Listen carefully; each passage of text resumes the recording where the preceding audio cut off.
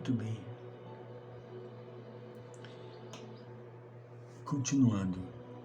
Assim, os desafios existenciais que se apresentam como emoções perturbadoras, transtornos neuróticos, transtornos de ansiedade, de culpa, de estresse, de angústia, exigem atenção e devem ser cuidados de forma especial, mediante as conquistas das modernas ciências psíquicas, bem como das contribuições do Espiritismo na sua feição ciência da alma. Quando nós nos deparamos com certo companheiro ou companheira passando por um episódio dessa natureza, nós precisamos trazer no coração a compaixão. Muito diferentemente do ato de julgar. Quando nós olhamos assim, essas sensações desagradáveis, como a angústia, complexo de culpa, o estresse, a pessoa traz uma história que muitas vezes nós ignoramos. Portanto, se nós ignoramos, mesmo que nós se não ignorássemos, não temos o direito de julgar. Mas é fundamental que nós nos compadeçamos de forma ativa, um compadecimento que faça com que a gente tenha uma atitude positiva, uma atitude altruísta diante dessa situação e circunstância, buscando auxílio. O auxílio mais eficaz em casos desta natureza nós chamamos de bioenergia.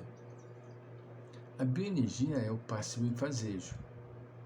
A água fluidificada também é um medicamento santo que a espiritualidade coloca a benefício das pessoas, não é? Ouvir, sermos um ouvinte, procurarmos ouvir serena e calmamente, a fim de que a pessoa se sinta segura. A felicidade é desencadeada pela harmonia que o espírito experimenta junto à sensação agradável do dever cumprido, à retidão moral, facultando ao cérebro a produção da dopamina, da serotonina, da noradrenalina e de outras substâncias do mesmo gênero.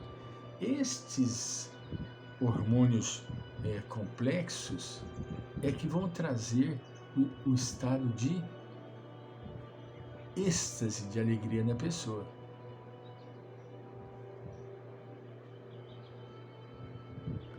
A pessoa é um espírito eterno.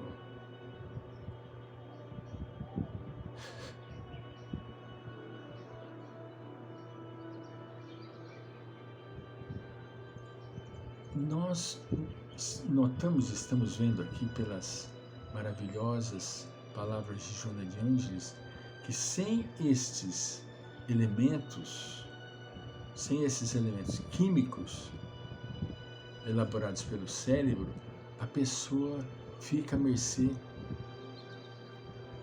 da fragilidade emocional, com grande possibilidade para a depressão, grande possibilidade para o estresse, grande possibilidade para o abandono, para se entregar ao leito, não querer fazer absolutamente nada. Nós dizemos isso por ter acompanhado casos muito semelhantes, muitíssimos semelhantes, aonde a pessoa, por sua vez, ela se entrega, não quer fazer absolutamente nada, tudo lhe incomoda.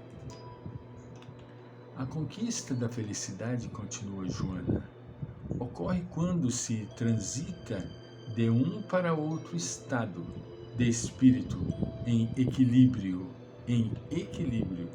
portanto, de maior harmonia. Da mesma maneira, o sofrimento é uma transição da situação inferior, estágio que já deveria ter sido vencido. Sai do estágio inferior,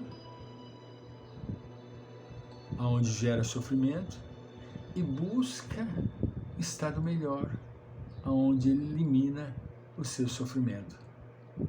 Portanto, continua Joana, a felicidade não significa oposição à infelicidade. Não. A felicidade não significa oposição à infelicidade. Não. A felicidade é uma conquista interior. A infelicidade é um estado em que a pessoa se encontra sem interesse de progredir. Está ali, se acomodou e não quer partir daquele seu mundo egoísta. Esse estado de bem-estar, de harmonia entre o ego e o self, resulta de conquistas morais e espirituais, da vitória sobre os desafios existenciais. Este estado de bem-estar e harmonia, nós vamos sentir isso quando nós conseguirmos vencer os desafios existenciais, que são, como o próprio livro está se referindo, os conflitos da existência. Nós geramos os nossos próprios conflitos. Se nós tomássemos a decisão firmemente, não quero mais sofrer, não sofreria. Não sofreria em hipótese alguma. Por quê? Porque a sua vontade estaria sendo forte. Nós já dissemos do livro Pensando em Ter Vida, só a vontade é suficientemente forte para manter o equilíbrio do espírito. Só a vontade. Então nós precisamos aplicarmos a nossa vontade firmemente. Trazermos a harmonia do ego para o self. O ego é a linha horizontal. O self é a linha vertical. Então nós temos que fazer essa harmonia da linha horizontal para a linha vertical, sem padecimento, sem sofrimento, sem dor. Entende? Isso é fundamental que nós venhamos a entender, né?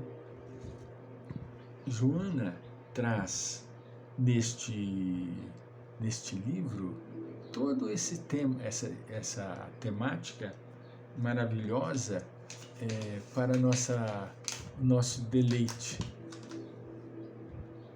Temas que irão oferecer a cada um de nós um bom entendimento da vida, uma reflexão com referência ao estado em que nos encontramos, se nós estamos já mais libertos do primarismo, porque nós estamos ainda vivendo períodos profundos de primitivismo. Ainda estamos em estado de primitivismo e, para tanto, necessitamos fortemente tomarmos a decisão. Não, eu não quero permanecer assim. Não é tão simples, viu? Eu falo assim, mas não é como eu estou falando. essa maneira que eu falo é a maneira da vontade ser forte, ser dominante. Não quero permanecer mais assim. E não vou permanecer. Custe o que custar. Certa feita, já citei, mas de outra forma, um rapaz muito querido falou: Frei, eu preciso me desculpar com uma pessoa. Eu falei: ótimo, vai lá se desculpar. Crie coragem e vá.